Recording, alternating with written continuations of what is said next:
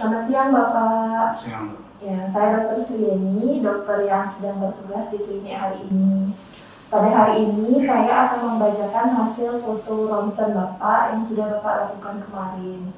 Nah, tujuan kita untuk membaca adalah untuk mengetahui apa sebenarnya yang menyebabkan Bapak batuk lama.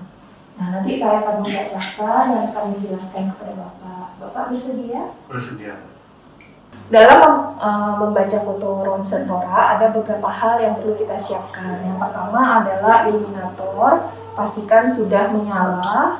Yang kedua, kita siapkan foto ronsen tora yang akan dibaca, kemudian siapkan penggaris dan catatan kertas untuk mencatat serta pulpen.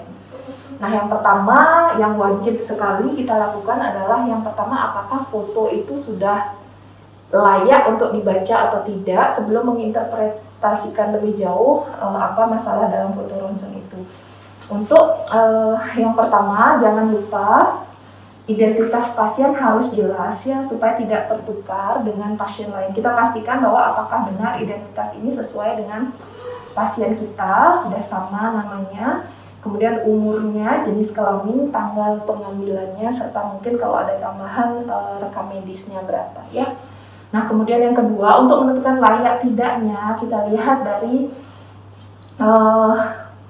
foto itu diambilnya sebelah posisinya kanan atau kiri. Kita lihat posisinya harus ada tulisan yang mana di bagian kanan, foto tora itu yang mana di bagian kiri. Seperti ini kita lihat adalah R, artinya R ini di sebelah sini ya, ini adalah bagian kanan dari fotonya. Kalau tidak isi R, artinya R atau L itu left, artinya kalau leftnya kemungkinan dipasang di sini ya. Kalau tidak ada tandanya, foto itu tidak layak baca ya.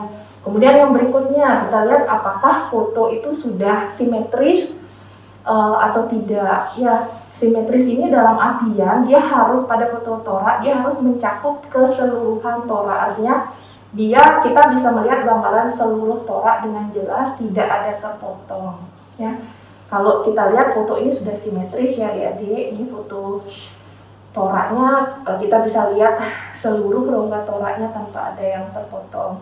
Nah, kemudian berikutnya kita lihat apakah foto itu dalam posisi inspirasi maksimal atau tidak, karena itu sangat mempengaruhi sekali. Nah, kalau pasiennya inspirasi maksimal, apa tandanya? Kita bisa menghitung ya jumlah sela iganya. Kita hitung yang posterior, kalau jumlah sela iganya 9 sampai 10 artinya dia sudah inspirasi maksimal, itu layak untuk dibaca. Nah, untuk berikutnya adalah kivi atau kekuatan fotonya. Ya, kita lihat dari tulang vertebra thoracalis ini ya, biasanya kelihatan sampai di bagian diafragma. Kalau dia jelas sampai diafragma, artinya dia layak untuk dibaca. Nah, yang pertama kelayakan bacanya sudah ya. Yang kemudian yang kedua, kalau dia sudah layak baca, baru kita lanjutkan ke deskripsi dari foto tora itu. Nah, deskripsinya kita bisa bagi menjadi 5 ya. Yang pertama kita lihat mediastinum, kedua jantung, ketiga paru ya, yang keempat sudut costophrenikus dan diafragma. Dan yang terakhir adalah kita lihat tulang dan soft tissue. Nah, yang pertama kita bahas dulu mediastinumnya. Mediastinumnya kita lihat dulu apakah ada pembesaran mediastinumnya, ada tumor atau tidak, curiga di sini. Nah, bagaimana trakeanya, apakah dia lurus ataukah bengkok ya. Nah, yang kedua kita langsung ke jantung. Untuk jantung ini sangat penting sekali ya. Pertama kita harus lihat dulu bentuknya, apakah normal atau tidak. Kalau jantung itu normal, biasanya dia berbentuk seperti buah pir atau buah apokat ya. Artinya dia khas di atasnya lebih kecil, dia punya pinggang, ke bawah lebih lebar ya.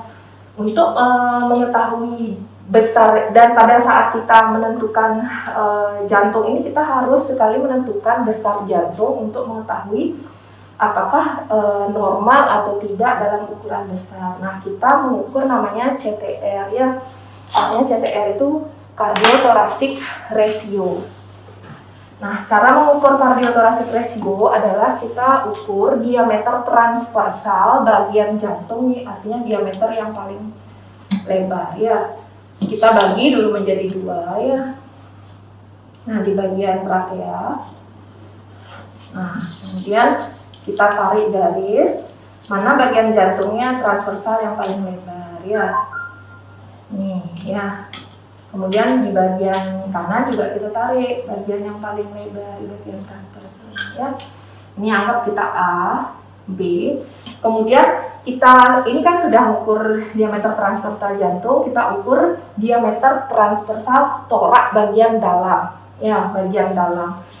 Artinya bagian terlebar torak itu bagian dalam. Nah, simpel aja kita ukur aja dari sudut costophrenicus kanan dan sudut costophrenicus kiri, kita tarik garis ya dek ya. Garisnya harus lurus, nggak boleh miring begitu ya. Karena kadang ada kelainan diafragma yang membuat dia terlihat tinggi atau masalah di paru yang masuk sudutnya. Nah, kita ukur segini.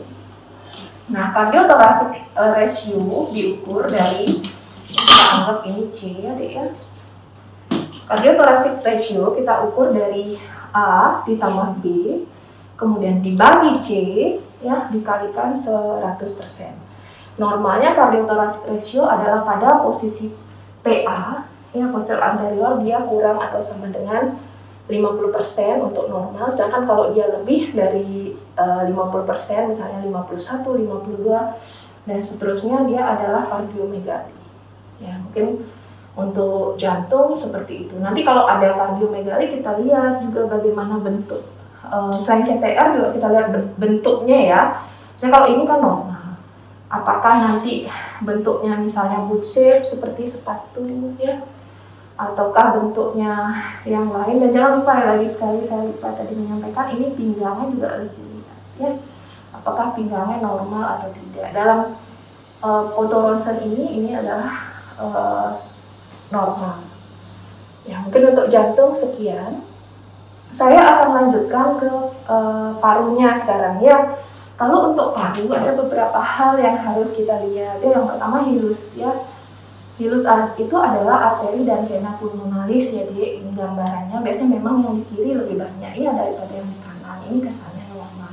Nah, selain hilus kita lihat juga corakan bronkofaskularnya gimana. Corakan bronkofaskular itu ya ini ya, seperti rambut-rambut halus.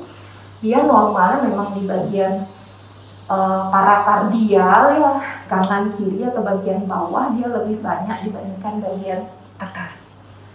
Ya, kemudian kita lihat ada nggak masalah di paru. Misal ya, apakah ada infiltrat ya. Infiltrat itu misalnya seperti bayangan awan, di sini tidak ada. Ya, ini bersih. Atau misalnya ada persulubungan ya, atau air fluid level ya, atau coagulation ya, itu tanda-tanda dari beberapa penyakit paru. Nanti disimpulkan. Nah, yang berikutnya adalah sudut costophrenicus dan diafragma. Apakah normal atau tidak? Ya.